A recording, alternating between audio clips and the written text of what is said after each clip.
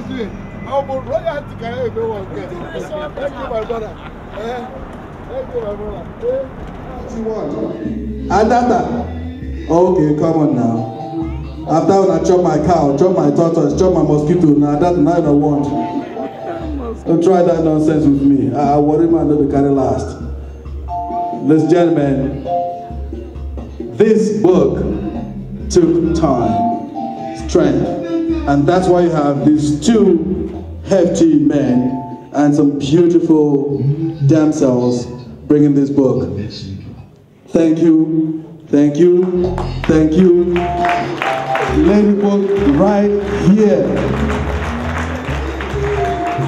Right here. Thank you.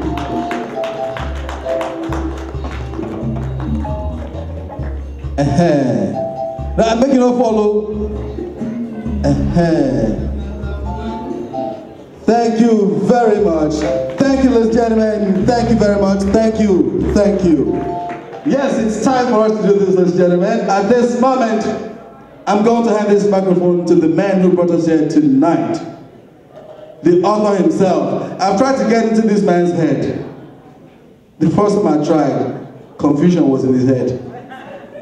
You know, most writers are the most confused people. It's my pleasure, ladies and gentlemen, to hand this microphone to Mr. Michael Iwebike Mwese.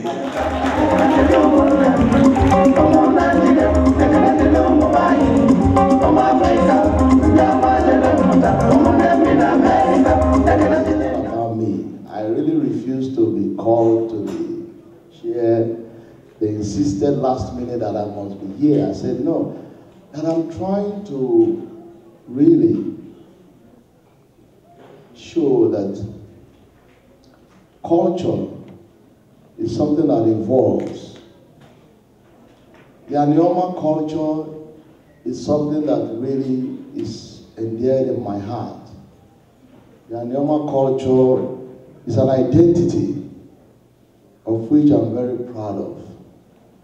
And when I arrived in the United States, I was privileged to go to college here, did my graduate school as well in 2 colleges, and I was privileged to see how other cultures evolve.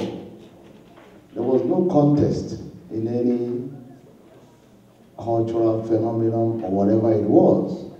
Everyone just enjoyed their culture. If you're an American, enjoy being an American.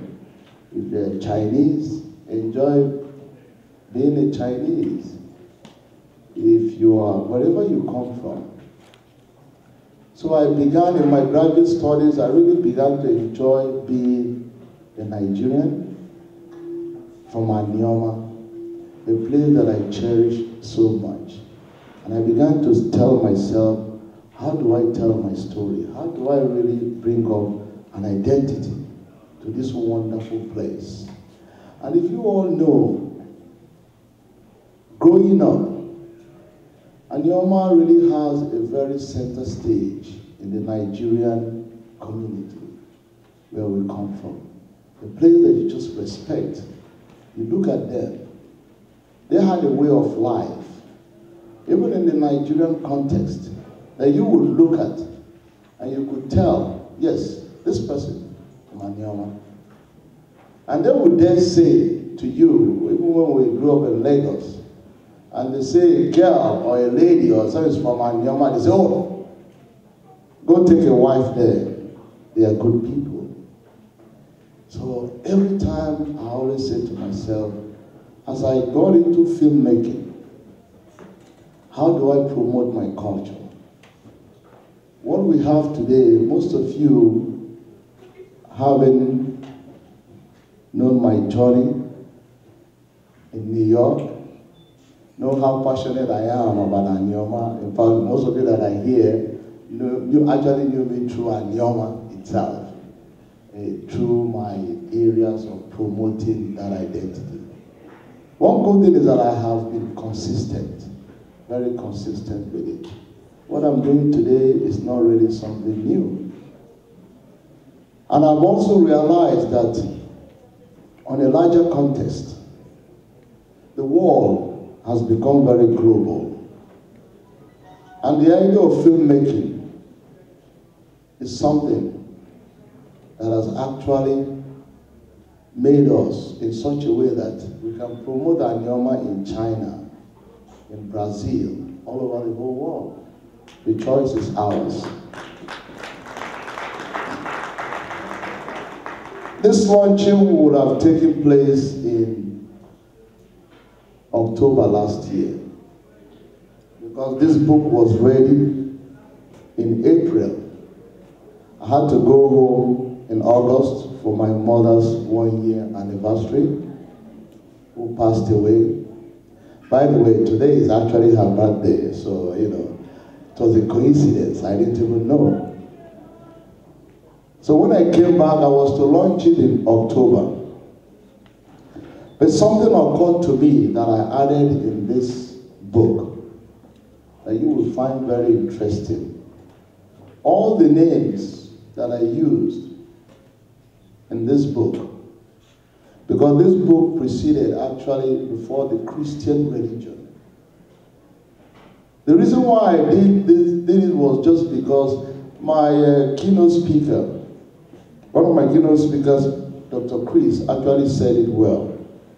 I actually structured this book very well with critical thinking in mind for education in schools, colleges.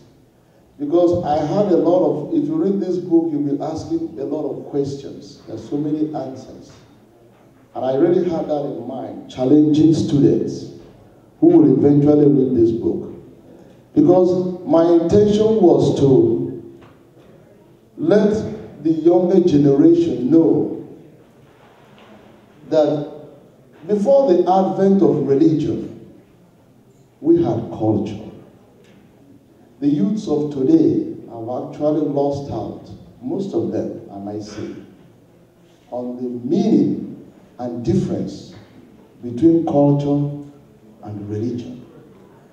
Most people just gravitate towards everything being religion, religion, religion.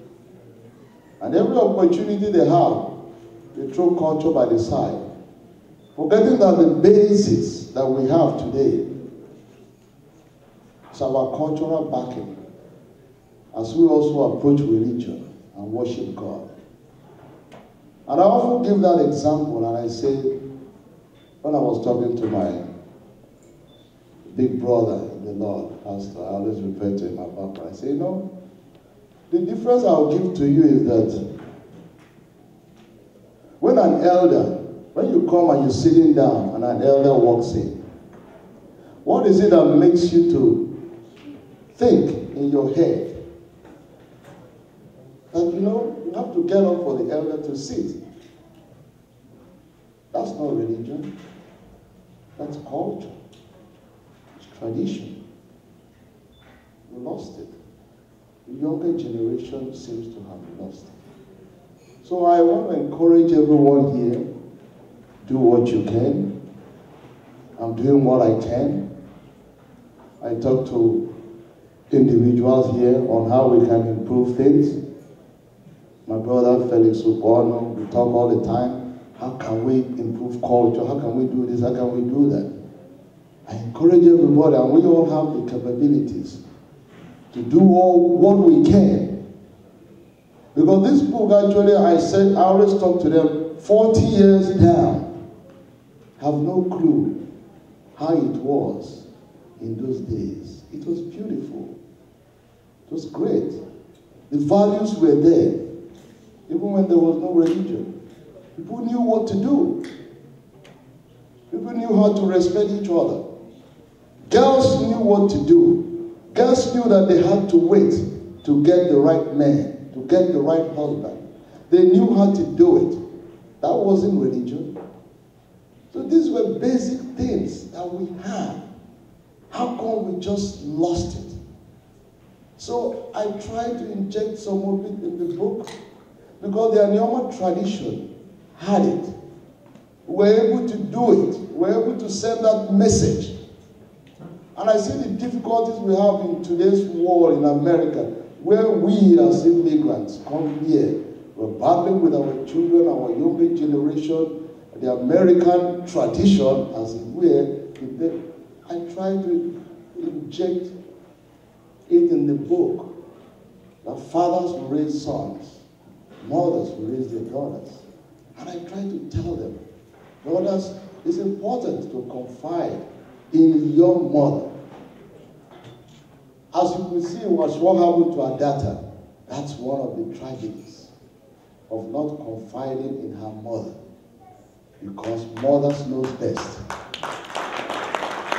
So I try in my little way to move in these little things about what I know, what I had as I grew up, hoping that it's something that will become a learning tool for all of us. I have children here who were born here, as most of us here have children that are born here, thinking that we are heading back to Nigeria tomorrow, but it's no longer so. This is what it's all about. I'm trying to tell you, this book answers some of those questions as it tells a love story. Because you have to make it interesting for them too, to enjoy what it is. So I designated today to be something that happened in the old days. I don't know how well a job we did in that with the Adata girls, our Adata girls who did the folk dance. They wanted music, and I said, no, we didn't have the piano and things in those days. Let's do it like the moonlight days. And they really did me proud. So I am just very happy. No matter how dry a day, that you enjoyed it, it is my desire that I'm willing to work with anyone here. Like my brother rightly said, the filmmaking industry is something that gets us anywhere all over the whole world. I have chosen to promote culture, and it's something that is very dear to my heart. And I'm very happy that my identity, first, is as an Anioma person. I'm very, very proud of it. And I would like to remain one.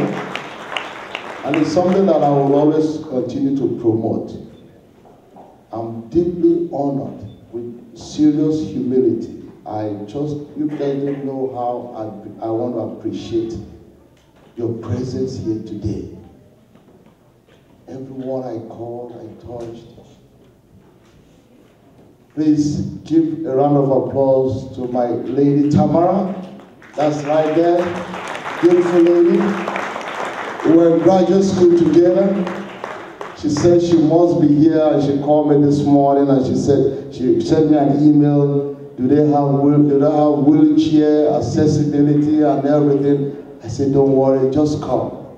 We are Africans. We will carry you down the chair. There's nothing. We will never turn you back. You know, just come. And I'm glad that she's here. I'm really deeply honored. So that's how it is. I'm very passionate too about people with disabilities. It's something that took me to my second graduate studies, in which, as you find in the book, I did my second master's. Because people with disabilities are people that we often ignore and overlook. The grace of God is in all of us, because the difference between someone who is able and someone who has a disability is a twinkle of an eye, just like that. A flip of the switch, this wall caving in, and we all have a disability. So I tell everybody as I close, please, when you see people with a disability, it's always good to be kind, respectful, and be aware that they have a problem that you pray to God that you won't have. And the ability that they keep moving on with is something that you will always desire and crave. towards doing. And thank you all for coming, and God bless you.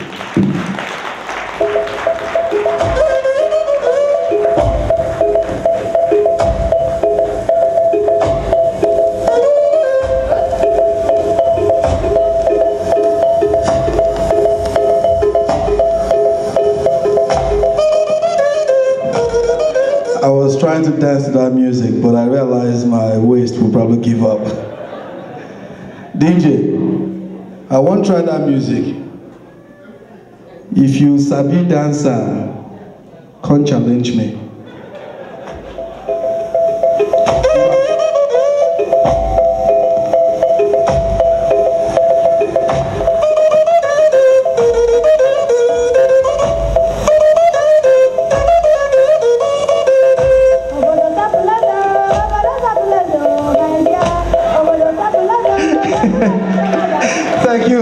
Thank you. I said, make person challenge me, you will come. You won't kill me for here. Back to center. Yes, at this moment, this is the time.